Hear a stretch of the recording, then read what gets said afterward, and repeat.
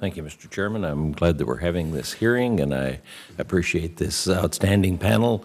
I appreciate the extensive testimony that's been provided, and I only regret that you'll have to kind of reduce that so we can stay within the time frame so that we'll have time for questions. But what you've provided already is extremely helpful, and so not only do we have this distinguished panel, but of course we also have the former president of the University of Tennessee serving on this committee, and he's been suggesting ways for a long time that colleges could solve some problems and that we could quit laying some burdens on the colleges. So I thank you, Mr. Chairman, for having this hearing. As we discussed at our February hearing on the cost of higher education, college has become too expensive and shows no signs of getting cheaper anytime soon.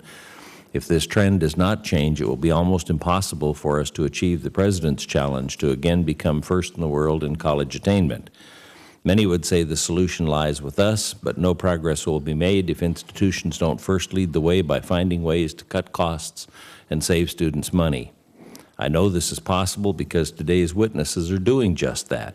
In recent years, each of these individuals has been faced with the challenge of doing more with less as funding from state appropriations has fallen and the demand for higher education has increased. Each of these educators has responded through thoughtful budgeting and cost cutting that has enabled their institutions to continue successfully serving their students without sacrificing educational quality. I hope that what we hear today will be heard by others and will serve as a model for how institutions of higher education can start making changes now.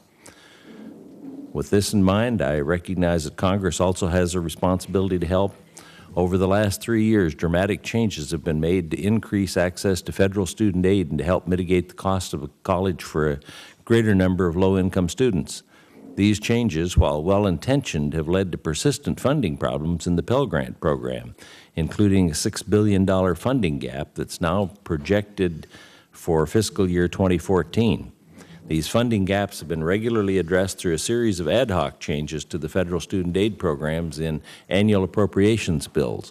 While these changes successfully generated sufficient savings to maintain the Pell Grant in the short term, they come at the expense of other low and middle income students and have done nothing to avoid future funding gaps. Therefore, I urge this committee to begin addressing the long-term sustainability of Pell sooner rather than later. As we learned earlier this year with respect to student loan interest rates, waiting will only result in yet another costly last-minute short-term solution. Thank you, Mr. Chairman.